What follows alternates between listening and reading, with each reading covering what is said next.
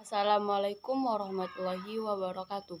Izin memperkenalkan diri, nama Yulina Sapitri dengan NPM 2101011103 dari PAI semester 2 kelas E. Di sini saya akan menyampaikan hasil diskusi dari kelompok 4 dan kelompok 5. Yang pertama adalah kelompok 4 tentang gaharar dan maisir. A. Pengertian gaharar.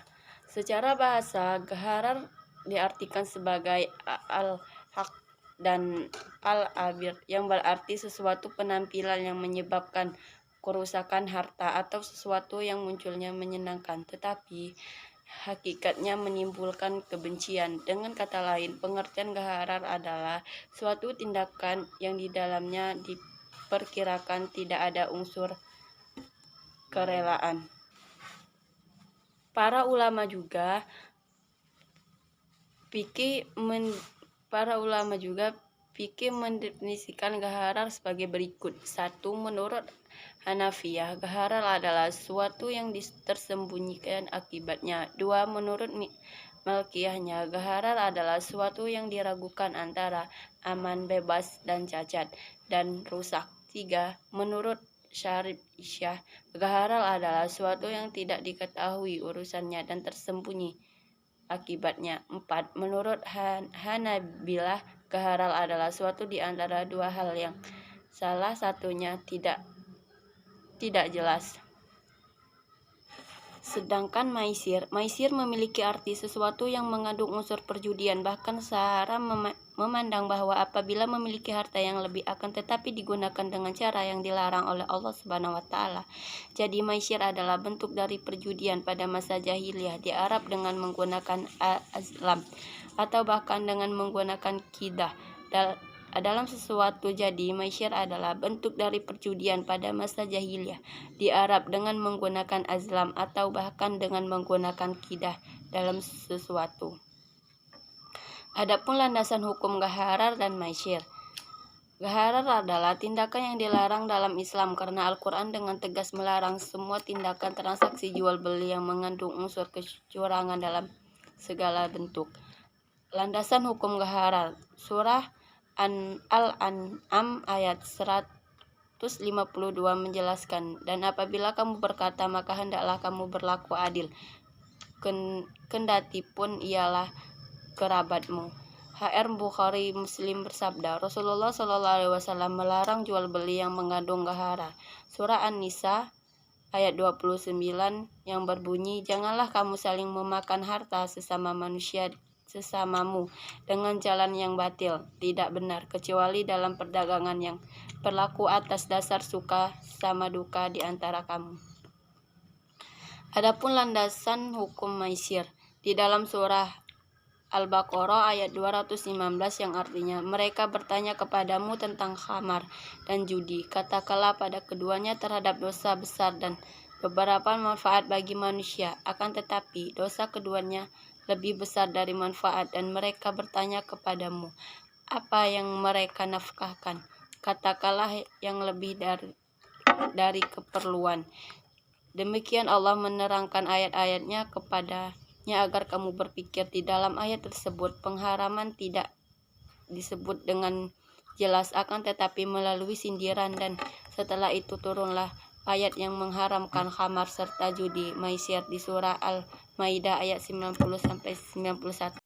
Adapun hadis Nabi yang mengharamkan maisir, HR Muslim bersabda dari Buraidah Al-Aslami RA bahwa Nabi bersabda, orang-orang yang beriman dadu berjudi seolah telah memuaskan tangannya ke dalam babi dan darahnya. Dan HR Abu Daud bersabda dari Abu Musa Al-Ash'ari RA bahwa Rasulullah SAW, siapa yang memainkan judi atau berjudi, maka dia telah memaksiatkan kepada silah dan Rasulnya. HR Al-Baihaqi bersabda, sesungguhnya Allah telah mengharamkan buat kalian khamar, jadi judi dan khubah.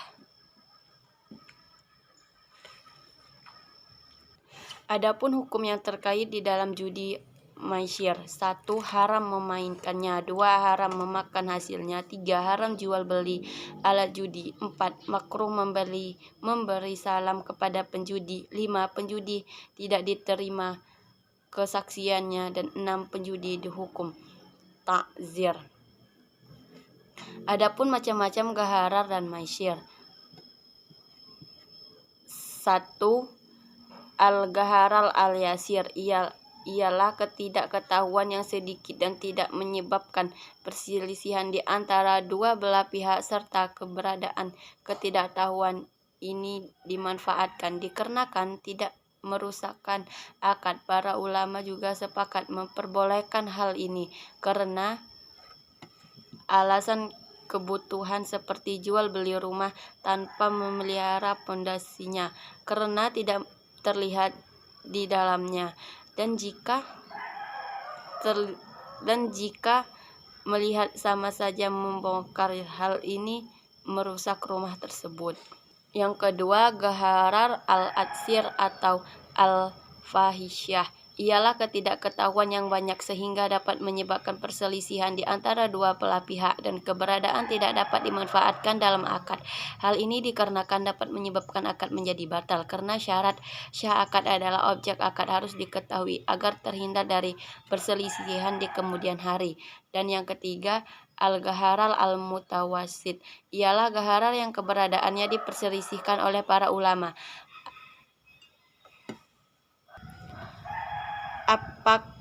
Apakah termasuk ke dalam gharar al-yasir atau gharar al-katsir, atau juga keberadaannya berada di bawah gharar al-katsir dan di atas gharar al-yasir jika ghararnya dari yang asalnya tidak ketahuan banyak maka termasuk ke dalam gharar al-katsir, dan jika sebaliknya lebih sedikit maka masuk ke dalam gharar al-yasir. Sedangkan maisir al-lahwi yang memiliki arti perjudian yang bersifat hiburan atau jual yang tidak menggunakan uang dalam pertaruhan. Contohnya seperti catur, permainan dadu, dan lain sebagainya. Dan yang kedua, maisir al-qimar.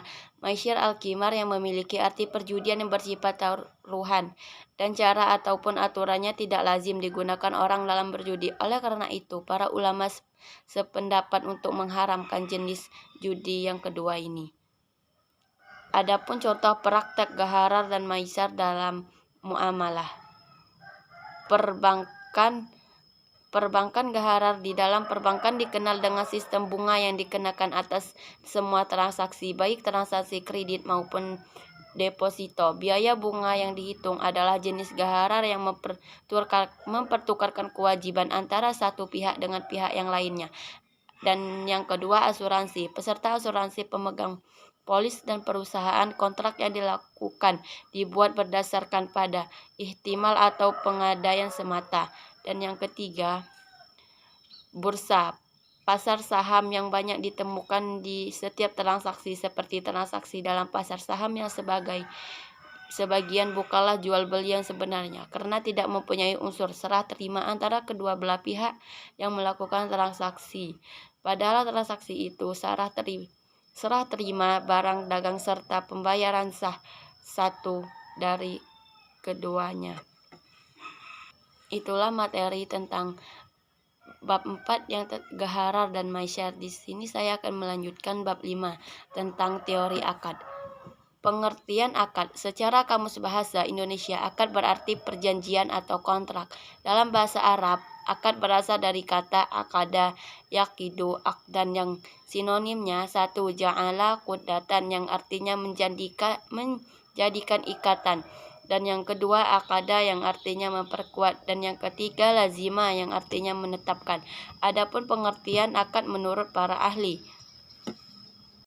Wahbah Juhaili, akad merupakan kesepakatan kedua kehendak untuk menimbulkan akibat hukum, baik menimbulkan kewajiban, memindahkan, mengalihkan maupun menghentikan.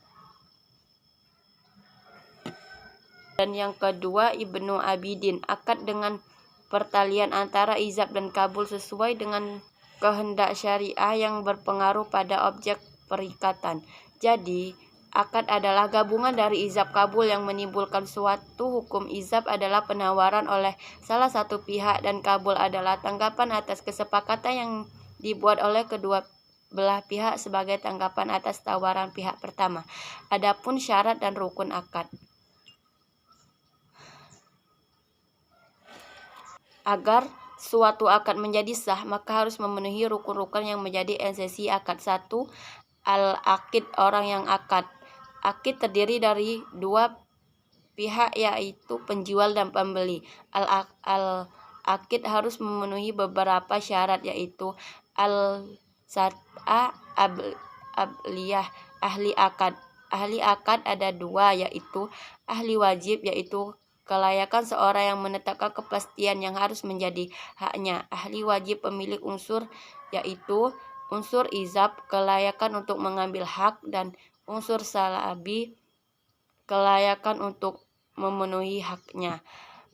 Ahli wajib ada dua macam, yaitu ahli wajib kurang, kelayakan untuk menerima hak bagi dirinya sendiri, contohnya menerima warisan keluarga.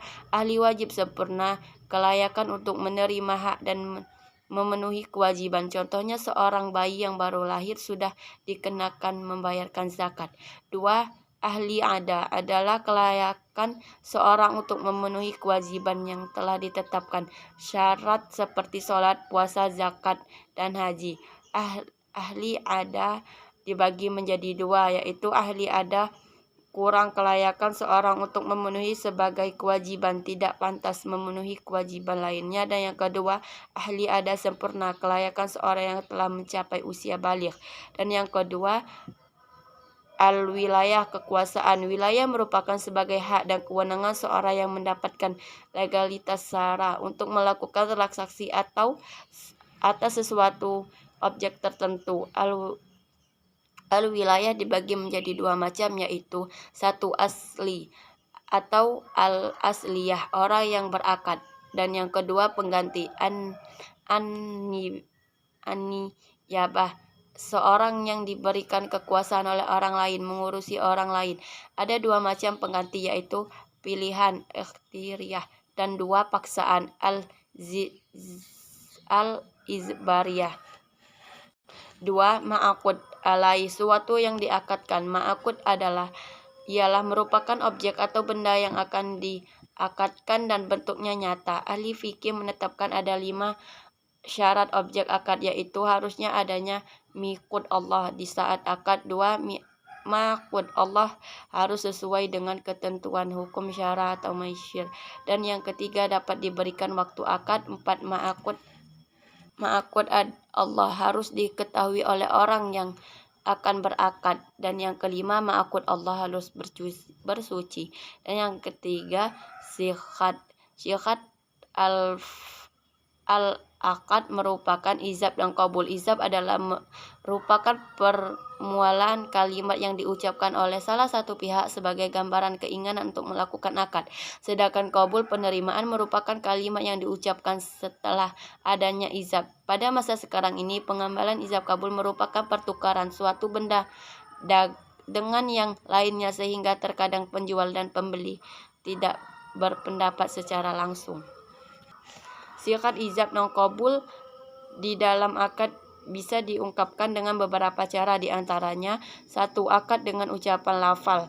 Syikat akad yang sering dilakukan adalah dengan ucapan karena lebih mudah dipahami dan cepat dari syikat akad yang lainnya. 2. Akad dengan isyarat. Hal ini dilakukan apabila tidak bisa menggunakan ucapan atau tulisan dikarenakan cacat dari lahir. Dan yang ketiga, akad dengan perbuatan. Contohnya perjualan memberikan barang dan pembeli memberikan uang. Perbuatan seperti ini sudah biasa terjadi di kalangan masyarakat. Dan yang keempat, akad dengan tulisan. Akad dengan tulisan diperbolehkan bagi orang yang bisa berbicara ataupun tidak. Mauhud al-akad, tujuan akad. Syarat-syarat yang harus dipenuhi agar suatu tujuan akad dipandang sah dan mempunyai akibat hukum, yaitu sebagai berikut. A. Tujuan akad tidak merupakan kewajiban yang telah ada atas pihak-pihak bersangkutan.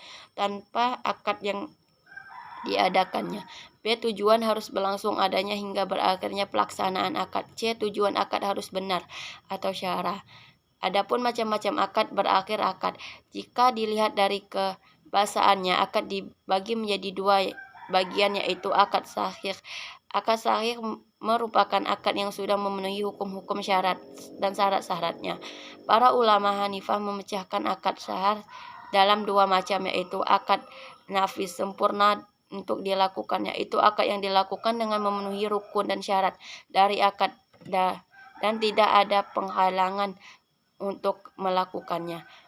Dan yang kedua, akad mauquf. Akad mauquf adalah akad yang dilakukan oleh orang yang sudah mengetahui hukum, tetapi dia tidak mempunyai kekuasaan untuk melakukan akad. Contohnya akad yang dilakukan oleh anak kecil yang munajis. Para ulama fikih membagi dua macam akad sahih berdasarkan dari sisi mengikat ataupun tidak suatu akad, yaitu satu, akad yang sifatnya mengikat dua belah pihak yang berakad. Dua, akad yang tidak bersifat mengikatkan kepada dua pihak yang berakad. Akad yang tidak sahih dibagi menjadi dua, yaitu akad baihil. Akad baihil merupakan akad yang tidak memenuhi salah satu rukunnya atau ada langsungan dari syarat. Contoh jual beli tidak jelas dan unsur kecurangan penipuan. Dua, akad fasid. Akad fasid merupakan akad yang pada dasarnya diisyaratkan akad, tetapi sifat yang akad itu tidak jelas. Berakhirnya akad.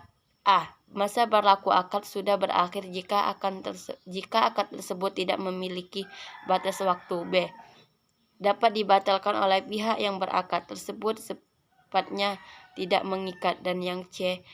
Dalam akad sifat mengikat, suatu akad bisa dianggap sudah berakhir apabila satu, adanya unsur penipuan atau tidak sesuai dengan syariat, dan yang kedua adanya khiyar, dan yang ketiga pembatalan akad, dan yang keempat masa akad berakhir, dan yang kelima tidak memungkinkan melakukan akad. Itulah penjelasan bab 4 dan bab 5.